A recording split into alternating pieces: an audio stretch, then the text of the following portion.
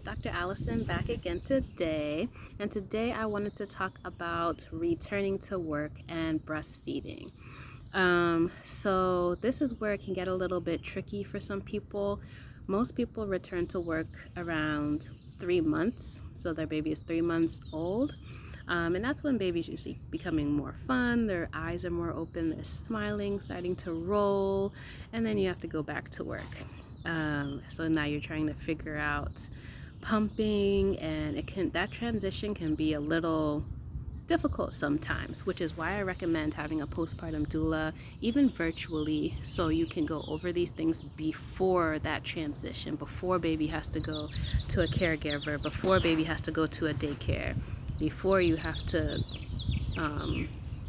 pump in a different space than your home. So I definitely recommend figuring out your pump before going back to work. I definitely recommend just trying out that caregiver, or at least bringing your baby around the caregiver and daycare before that first day, so it's a little less traumatic for you and baby, and it's a little less stressful, that you know how your pump works and all of that. So returning, another thing that you can do before you get back to work is talk to HR, because if you work at a place, if you're employed by someone that has more than 50 employers in the US, they are required to give you time to pump. They are required to give that. So if they have more than 50 employers, they're required to give you time to pump, and they're required to give you a place to pump that's not the bathroom. You should not be pumping in the bathroom. So that being said, they may not have an actual lactation room, but it shouldn't be the bathroom. It may be like a place that they had to convert to that for you, but it's a work in progress, but it shouldn't be the bathroom. And they're required to give you that time to pump. So that should not be a fight, even though it's sometimes still is. So I would recommend talking to HR beforehand, so to get that ironed out before you get there, before your first day back. Also, I recommend talking to a coworker that has done this before. Hopefully you've had a coworker that has pumped at work before, so you can get some, tips and things that they did before. You're not pioneering this for the first time at your job. But yeah, talking to people beforehand to make that transition smoother. Next, I would say if you work at a place that has less than 50 employers, they are not mandated by that law in the US. Sorry, that really needs to change in this country. These maternity laws, especially around birth and postpartum, it just needs to change. But anyway, they're not mandated by that law if they have less than 50 employees. But you can even start that conversation with them, saying like, hey, this is something that I need, and it can help bring more people into your workspace. Or you can say that you're still an asset and this is something you just need to do to continue your work. Another thing that you can look into is getting a hand-free pump. I think one is called like the Willow. Correct me on that, on the names. I think there's a Willow and an LV. Correct me on the names below if you know other hands-free pumps that are really good. I haven't tried one myself, but you can even talk about that, saying, hey, I have this hands-free pump. I can still type and answer calls and emails while I still do this. That may help your employer, if they have less than 50 employees, to help give you a time to pump. So that's one thing.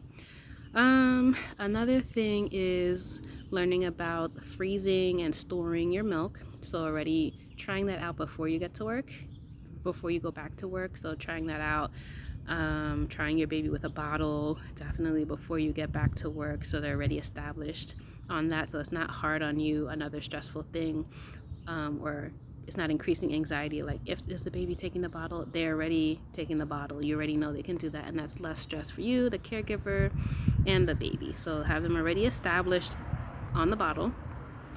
You already know how to freeze milk, you already know how to do all of that, getting those freezer bags, marking it, the ounces and the time, the day, and sometimes the time, so you know that. Getting supplies. So going back to work, you're gonna need a bag, a pumping bag, so you're gonna need your pump in there, storage bags, the pump parts, the bottles. I would put hand sanitizer in there just in case for your hands, and then a freezer bag, or a cooler bag with an ice pack in there, just in case for whatever reason, let's say the fridge at work broke down, or you're not comfortable putting your breast milk in the fridge at work. At least this can be there so your milk can stay cold throughout the day. And the last thing that I would say is think about how much you'll need to pump. So are you at work? Are you gone for your baby 10 hours a day, 8 hours a day? Is it only 4 hours? Think about how many times you'll need to pump. Generally, you'll need to pump every 3 to 4 hours. So think about that. So if you're only gone from your baby for 4 hours, let's say it's a part-time job, you may not need to pump. You may just feed your baby before, rush back to your baby and feed them. So you may not need to pump at work. If it's 8 hours, you may need to pump like in the middle of the day. If it's a little beyond that, depending on the time that it takes to drop baby off and then get to work, you may need to pump 2 times. So think about the timing, and also let your employer know, like, I'll need to pump at this time and this time. Can we please accommodate that, make modifications to my schedule so I can do that? So think about that as well. And there was one other thing I was gonna say. I forget. But those are the things I wanted to talk about. Oh, that was the other thing. Commuting. So if you don't work at a physical location, one physical location, and you need to drive to different locations, you may just need to pump in your car, which it might just be easier on everybody. Sometimes it's more relaxing. You can put your music on, you can eat your snacks and stuff like that. So you may just need to pump in your car, to think about that as well. The last thing, I keep saying this, another thing I want to share is, let's say you're running into some troubles, that your supply is dipping, and you're like, no, I really feel like my supply is established. I don't know what's going on. It may just be your pump. So check the flanges, so that the part you put over the breast, that part may be too big or might be too small. So think about that, and you can get a lactation consultant to size you up for the right one. That may be one of the issues. Another issue, if your supply is dropping that now that you went back to work, another issue may be that you need to increase your water intake. You may also need to make sure you're getting enough calories throughout the day. So you don't want to be dipping down in your snacks or your calories. You want to stay up, stay hydrated, eat enough calories so your supply stays up as well. So also look at what you're eating, how much you're eating, and how much you're drinking. Stay hydrated, definitely, and still eat those snacks throughout the day. Those are some quick tips that you can try. Otherwise, seek a lactation consultant to see what else may be going on. And those are all my tips for going back to work and breastfeeding and pumping. So I hope you enjoyed this video, and let me know if you want to see any other breastfeeding, lactation videos, any other topics within that, and I will make a video on that. So I hope this was helpful. Okay, take care. See you in another video. Bye.